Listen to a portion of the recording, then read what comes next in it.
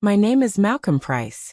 I'm 45 now, and for most of my adult life, I gave everything I had to a family that never truly belonged to me.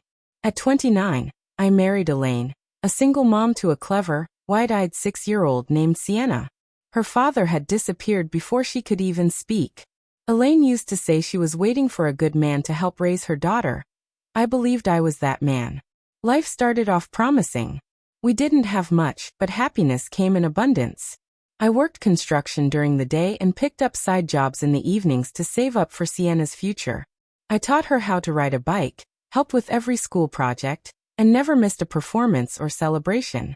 I even declined a better-paying job in another state, just because she didn't want to leave her friends behind. I may not have shared her blood, but I was her father in every way that mattered. 16 years we built a life together. Then, just 2 days after our anniversary, everything unraveled. Elaine started acting differently, secretive, glued to her phone, working late at a clinic that never used to operate past 5. Then one evening, she left her phone unlocked. A message popped up from someone named T. It read, "Last night was perfect. I can't wait to hold you again." My heart sank. I checked the thread, and what I found tore everything apart. Photos. Flirty messages. Hotel bookings.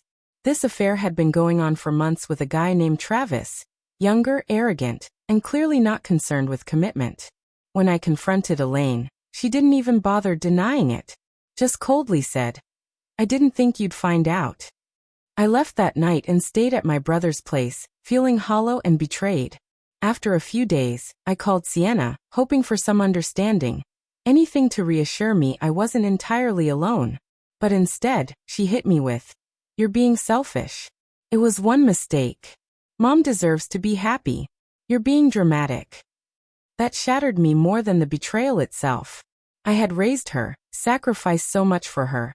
And suddenly I was the villain because I refused to accept infidelity. That call made my decision clear. I wouldn't just walk away from Elaine. I'd walk away from Sienna too. It felt like the only way to survive. I filed for divorce and went completely no contact. 3 months passed. One afternoon my phone buzzed. It was Sienna. Her message simply said, "I'm sorry. I miss you. Mom does too. Can we talk?" I stared at it for a long while, then put the phone down. The very next day, Elaine emailed me. Travis had dumped her. He was never serious, just looking for fun. And now the fun was over. Her email was a mess of regret and desperation. She asked to meet, said she wanted to start over. I didn't answer. A week later, I saw Sienna at the grocery store. She looked worn, thinner. She gave a nervous smile and told me she hadn't meant what she said, that she was just angry and never imagined I'd walk away. I looked at her, this young woman I had loved like my own, and realized something had shifted inside me. I wasn't angry anymore. I was finally free. I told her calmly, "You called me selfish for choosing myself after 16 years. That wasn't anger. That was clarity. And no, I'm not coming back." She choked up, whispering, "You really don't want anything to do with us?" I nodded. "I want peace. And peace means letting go of people who only loved me when it suited them." I walked away again, but this time, it felt like breathing fresh air. 9 months have passed since that conversation. Elaine tried reaching out a couple more times. I blocked her. Sienna never contacted me again, until a quiet Sunday morning when I got a letter. No return address, but I recognized her handwriting immediately. 5 pages of emotional honesty. She apologized, explained how things had deteriorated between her and her mom after Travis left. She'd started therapy and realized she'd lashed out at me out of fear. Fear of being abandoned, fear of facing the truth. She wrote, "I know I can't undo the hurt I caused. I don't expect you to forgive me. I just need you to know that I did love you. I still do. And I'm sorry I didn't show it when it mattered." I read that letter over and over. Part of me, the part that had tucked her in after nightmares, who cheered her on at every milestone, ached to reach for the phone and say, "I forgive you." But another part, the one that remembered sleeping alone in a guest room, the one that was told he was selfish after 16 years of devotion, couldn't forget so easily. I gently folded the letter, placed it back in the envelope, and tucked it into a drawer.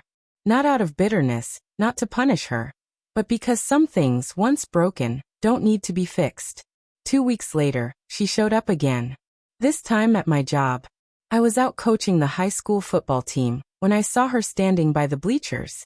She didn't look different physically, but there was a heaviness to her I hadn't seen before. Like life had finally forced her to carry the weight she once dropped on me. After practice, I walked over. She gave a small smile and said, "Hi, Dad." That single word hit me like a train. She quickly added, "I'm not here to cause trouble. I just wanted to look you in the eyes and apologize. I was wrong. I let Mom twist my view of you. I didn't appreciate what we had until it was gone." I listened quietly. For the first time in a long while, I saw the little girl behind her eyes, the one who used to hold my hand in busy places, who once called me her hero. I replied, "I appreciate your apology." She looked at me, hope flickering. "So are we okay?" she asked. I paused. "No, we're not okay. Maybe we won't be again. But that doesn't mean I hate you. I loved you like my own. That kind of love doesn't just disappear. But love has to come with respect. And I didn't get that when it counted." Tears welled in her eyes. "I miss you. I miss how we used to be." "I know," I said quietly. "But just because we miss someone doesn't mean we get them back. You have to go live your life now. And I have to live mine." We stood in silence. Then she stepped forward and hugged me. It was tentative, unsure if I'd hug her back. But I did. Not as a promise, not to rekindle anything, but as a goodbye to what once was. That was the last time we spoke in person. Elaine never contacted me again. Though I did hear through a mutual acquaintance that she lost her job due to misconduct and a blow-up with her boss. I didn't feel satisfaction. Just sadness. She'd burned every bridge and now stood in the ruins. As for Sienna, we've exchanged a few emails. Polite, distant, but cordial. She works at a nonprofit now and is going back to school part-time. She seems to be changing. Slowly. Genuinely. These days, I live in a small house in a quiet town. I coach football, drink coffee on the porch with my dog Baxter curled up at my feet. Life is still. Simple. Peaceful. There are no late-night arguments. No heartbreak. No betrayal lingering in the bed beside me. Some people say I should have fought harder, that family is everything. But here's what I've learned. Family isn't about blood or shared history. It's about love that doesn't demand suffering in return. It's about respect. And when people treat your devotion like it's disposable, the bravest thing you can do, the strongest thing, is walk away. I walked away. And I never looked back.